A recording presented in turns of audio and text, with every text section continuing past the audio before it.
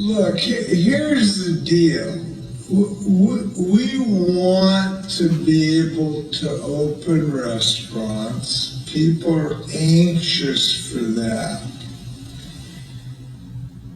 And we want to do some common sense things so that if someone does have an infection in a restaurant, we will be able to save other patrons' lives.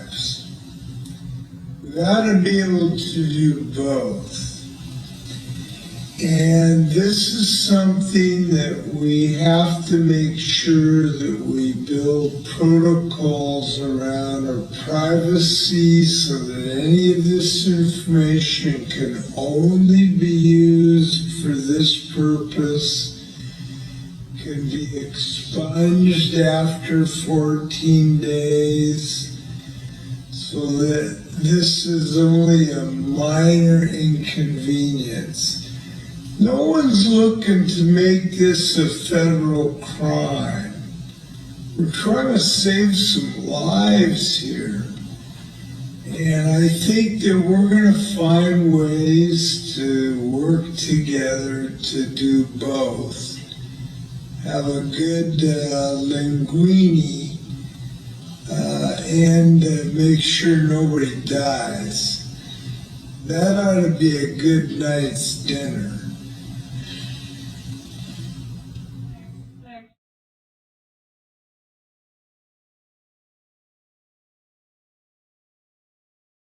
As far as compliance with the order, actually there has been amazingly high compliance with this order. The vast majority of Washingtonians are complying with this order. And they're doing so because they understand the science of this, of how deadly this disease is, and they want to be responsible Washingtonians. So there's two reasons this has been, by and large, successful. Number one, Washingtonians want to be responsible to their family's health and to their neighbors' health. And that's what this is all about. And the vast majority of business people that I know, they want to be responsible citizens. They want to take care of their neighbors' lives. They don't want to be seen as violating something we're all depending on. And yes, there's a couple folks that haven't got the memo yet, but that's an aberration. That's not the Washington spirit, and that's not the Washington way. And that's not what Washington's doing right now. So we understand how the press works and what ends up on the news, but the news I see is Washingtonians are doing what they should, which is protecting themselves and their families and their neighborhoods. Now there's a second reason as well for people who finally won't comply. They're going to have to comply eventually, and if they don't, there are sanctions they will face, either in civil court or in criminal court. I spoke to the Attorney General about this today. We'll have more to say about this in the days to come. My name is Michael Cini. I wanted to make a quick video after seeing one recently from a fellow police officer who pointed out and was very verbal about his thoughts that I believe many of us share. I decided to make my own video, encourage others to do the same. What we've seen in recent months is none other than what I believe is going to be viewed as one of the biggest power grabs in American history. We've seen the Constitution seemingly suspended and constitutional rights of citizens tossed aside under the guise of safety and security, something that we've seen before as well. You know, I swore an oath to the Constitution against all enemies, foreign and domestic, and I stand on that oath, and I will continue to stand on that oath, and there is not a human being that can alter my oath between myself and the Constitution, myself and God.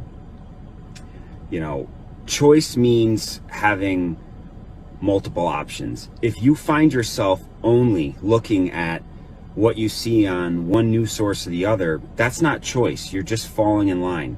You know, I ask every human being and every American citizen to question things and look at them, look at both sides. Anyone that knows me from my political side of my life knows that I don't really walk one side hard left or hard right. I stand somewhere in the middle, a place I am proud to be.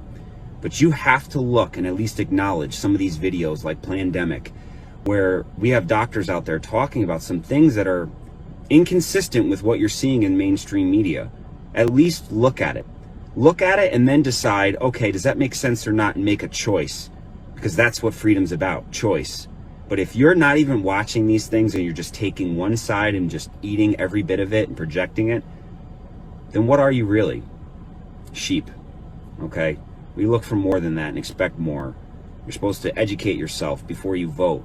I always do. I read things. That's part of where I've made it this far in life, and my opinions made because I make them. I judge nobody by what anyone says. I judge them on my own interactions. You should judge this entire situation on your personal interactions and see what you come up with. You know, as far as immune system goes, I find it so troubling that people are so quick to lock themselves in their house for 60, 90 days. Yes, Corona is terrible. Yes, it's killing people, and that scares me. But I always look for a strategy to beat something, not just to barely survive, okay? I'm out there every single day dealing with people and dirty germs, and I've been just fine.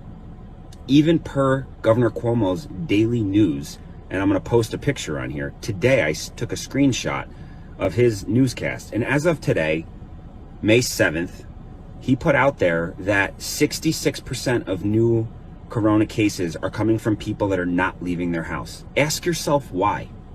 Well, if you look at any of these doctors that recently put a video up about your immune system, it's that every one of us goes out there and touches dirty germs all day, every day. Children do it all during your existence. And those germs ultimately serve to increase and boost your immune system's ability to fight common things, like even say a cold. Now, ask yourself, if somebody's in their house for 120 days surrounded by Lysol and no new germs, no immune system activation from 90 days of being around the same exact things, what do you think is going to happen in the fall when they start to leave their house? I would suggest a common cold is now going to possibly spike their fever and put them in the hospital. That's problematic. That's going to cause a hospital overflow. Young 20-year-olds that have perfectly healthy immune systems can keep social distancing. I just call that self-respect. But to lock yourself away from society and shut down our economy and deteriorate our entire society's immune systems, it's not right. As of today, 66% of new cases of corona are coming from people that are from their home, have not left their home, yet they get it. Do they touch groceries? Do they have Amazon still coming to their house? I'm pretty sure they do, and they're still getting it. Those of us that are out here every day have herd immunity. I'm not afraid to say that anymore. The truth is, I remember being sick months ago. I know many people that have, and we're just okay now. Think about that. Think about your own interactions and see if you can really say that you've given this the thought of both sides, or are you just following along? Another thing that should flag to any of us is censorship.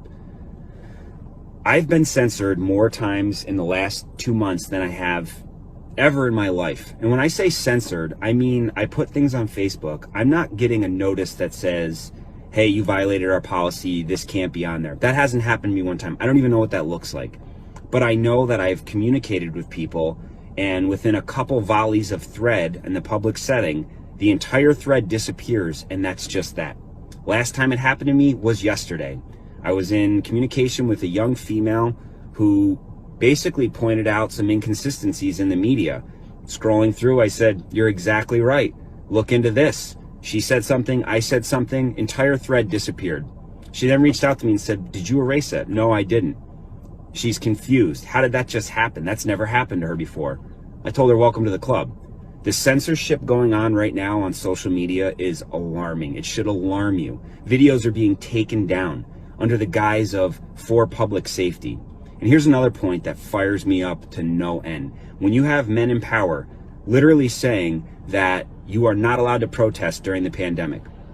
You're not allowed to protest during the pandemic? You're right. You don't want people on top of each other.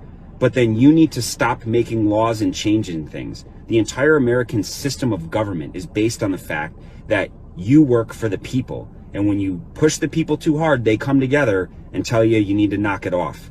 So when you're saying you cannot exercise that hugely important American right, but you're still continuing to make laws and change things and implement changes that have far-reaching effects, do you see the monopoly here? Don't protest, not allowed to protest, don't leave your house, but we're going to change X, Y, Z. And then suddenly I see Bill Gates, suddenly in charge of New York education. He's got no background in that. He's a good computer guy.